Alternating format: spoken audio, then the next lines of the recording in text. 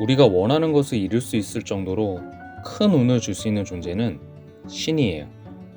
가장 밀접하게는 조상신이 있고요. 그 다음은 자연신이 있어요. 그것을 우주 또는 대우주로 표현해도 되고 자연, 대자연으로 표현해도 돼요.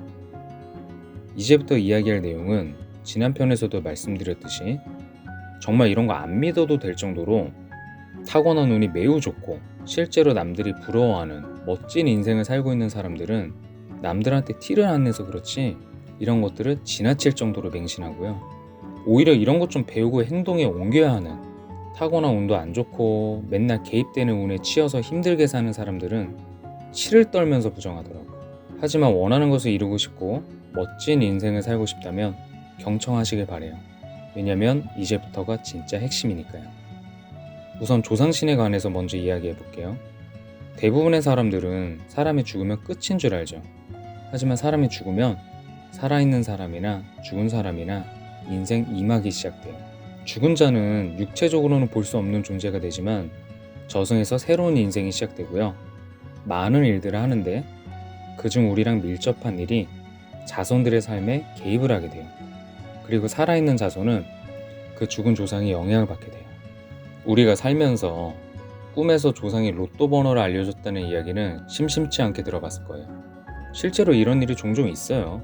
로또 번호는 빙산의 일각이고요. 자손들에 대해 좋은 일이든 안 좋은 일이든 여러 가지 영향을 주기 위해 많은 일을 해요.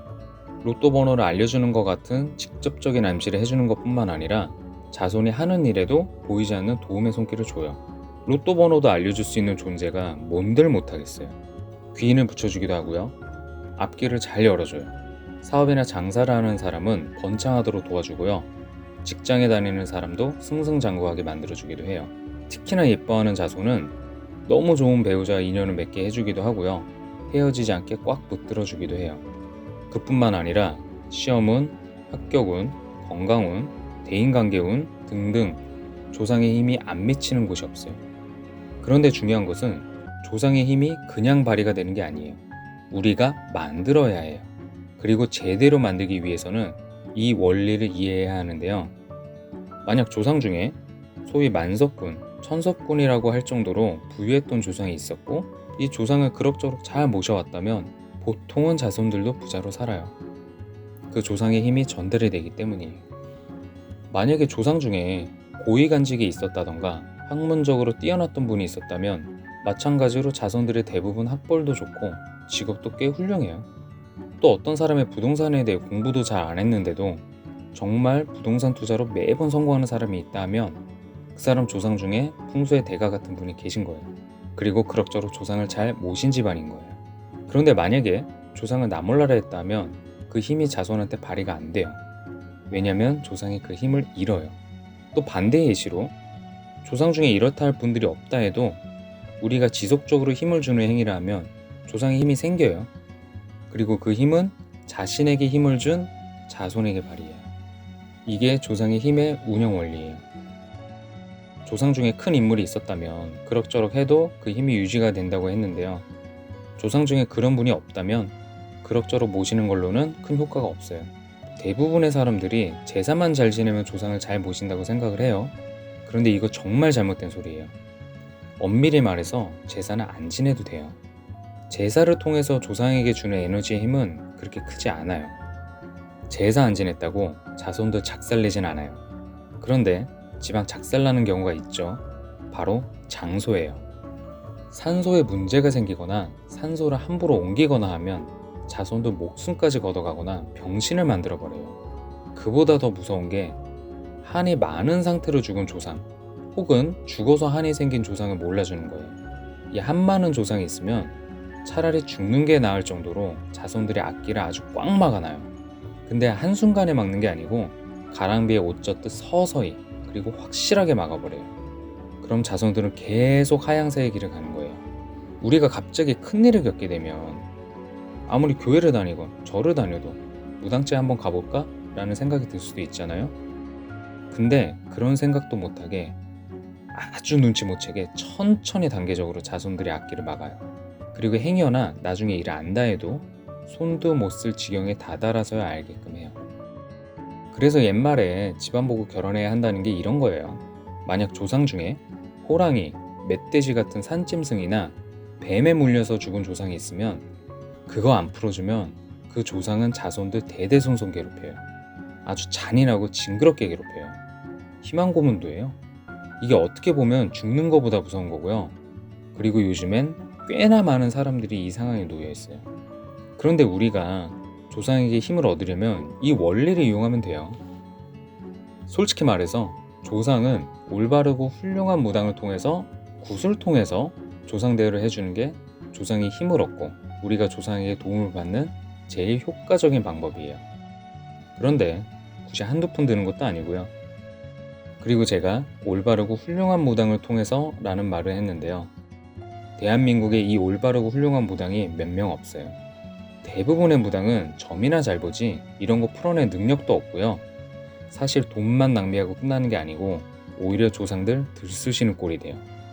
이 부분은 나중에 시리즈로 말씀드릴게요. 우선 우리가 셀프로 조상에게 한을 풀게 하거나 힘을 주는 행위는 마음을 내는 거예요. 마음을 낸다는 것은 파동을 낸다는 것인데요.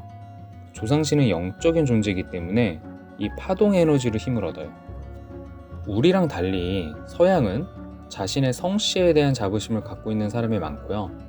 자신의 몇 대 위의 조상까지도 무슨 일을 했으며 어떤 업적이 있는지를 기억하고 자랑스러워하는 집안이 많아요. 그런데 우리나라는 사실 이게 비난받을 일은 아니지만 어쨌든 증조 할아버지 정도만 돼도 함자도 모르는 경우가 대부분이에요. 집안 어른들도 무슨 일을 했고 어떻게 돌아가셨는지도 모르는 경우가 많죠. 이게 조상을 알아주느냐 못 알아주느냐의 첫 번째예요. 사람도 선비는 자신을 알아주는 사람을 위해 힘을 다하고 여인은 자신을 사랑해주는 사람을 위해 용모를 꾸민다는 말이 있듯이 조상도 같은 원리예요. 자신을 알아주는 걸로 힘을 얻고요. 그 힘을 그 알아주는 자손을 위해 사용해요. 그래서 우선은 집안 어른에게 물어보든 동사무소에 가서 제족 등본을 할아버지 기준으로 떼오든 해서 집안 조상을 최대한 다 알아야 해요. 하물며 태어나지 못하고 유산된 형제 자매가 있다면 그 역시 포함이에요.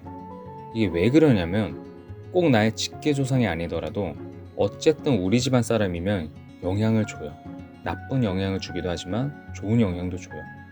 예를 들어 내가 태어나기도 전에 일찍 죽어서 존재조차 몰랐던 사촌 조상이 있는데 이 사촌의 원한이 나에게도 안 좋은 영향을 미칠 수 있어요. 나의 결혼을 막을 수도 있고요. 학업에 방해를 할 수도 있어요. 사업이나 장사를 방해하거나 나의 인간관계를 망칠 수도 있어요. 그래서 알 수 있는 범위 내에서 최대한 알아야 해요. 그리고 가장 중요한 것이 어떻게 죽었는지를 알아야 해요. 그냥 진짜 나이가 들어서 자연히 죽은 사람은 별 탈 없겠지라는 생각을 할 수도 있는데요.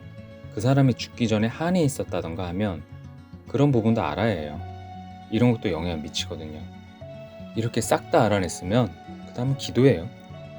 마음을 내는 기도예요. 안타깝게 죽은 조상은 그 안타까움에 대한 기도, 한 맺힌 조상은 그 한에 대한 기도, 그리고 내가 이렇게 알고 있으니 좋은 곳에 가셔서 편히 쉬시라는 기도로 끝내면 돼요. 조상들의 마음을 공감해 주는 거예요. 그리고 감사하고요. 뿌리 없는 나무 없듯이 내가 지금 이렇게 존재할 수 있게 된 것에 대한 감사의 기도요. 이거 별거 아닌 것 같지만요. 조상에게 줄 수 있는 가장 큰 힘을 주는 게 이 마음을 내는 기도예요. 꼭 무슨 절이나 기도하는 곳에 가서 할 필요도 없고요. 그냥 아무 곳에서나 마음만 내면 돼요. 조상은 영적인 존재이기 때문에 이 파동 에너지로 전달이 돼요. 우리가 제사상을 차리면 실제로 조상의 음식을 먹는 게 아니고 그 정성을 흠양이라고 해서 에너지를 받아가는 것과 같은 원리예요. 그리고 형식적인 제사와는 달리 평상시에 이 마음을 내는 것이 제사에서 얻어가는 에너지의 크기보다 훨씬 커요. 조상은 그 에너지로 힘을 얻는 거예요. 이게 가장 효과적인 방법이고요. 다음은 조상이 있는 장소랑 제사에 대해 볼게요.